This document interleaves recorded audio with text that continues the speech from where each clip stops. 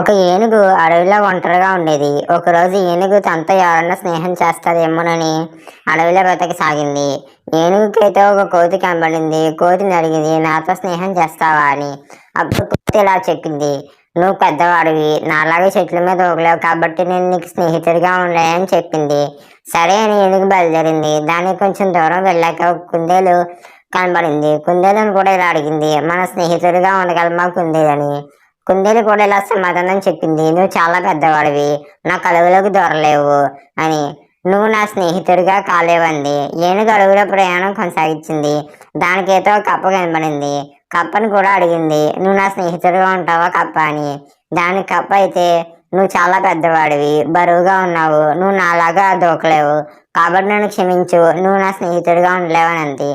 ఏనుగు తన దారిలో కలుసుకున్న జంతువులన్నింటినీ అడగడం కొనసాగించింది. కానీ ఎల్లప్పుడూ అదే సమాధానం వచ్చింది. మరుసటి రోజు అడవిలో జంతువులన్నీ భయంతో పరుగులు తీయడం ఏనుగు చూసింది. ఏమి జరుగుతుందో అనడానికి ఎలుగుబంటిని ఆపింది. ఎలుగుబంటి అయితే ఇలా చెప్పింది, పులి అన్ని జంతువులపై దాడి చేసిందని చెప్పింది. ఏనుగు ఇతర జంతువులను రక్షించాలైతే అనుకుంది. ఏనుగు పులి దగ్గరికి వెళ్ళి, దయచేసి పులిగారు నా స్నేహితులను వదిలేయండి, వాటిని తినవద్దని ఏనుగైతే పులినైతే ప్రాధేయపడింది.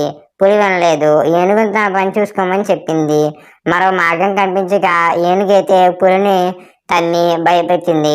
పులి దెబ్బకు పారిపోయింది. తర్వాత ఇతర జంతువులన్నీ తమ స్నేహితుడిగా ఉండడానికి మీరు సరైన పరిమాణ ఆకారంలో ఉన్నారని ఏనుగునైతే స్నేహితుడిగా చేసుకున్నాయి. నాకు చాలా మంది స్నేహితులు దొరికారని ఏనుగు ఎంతో సంతోషించింది.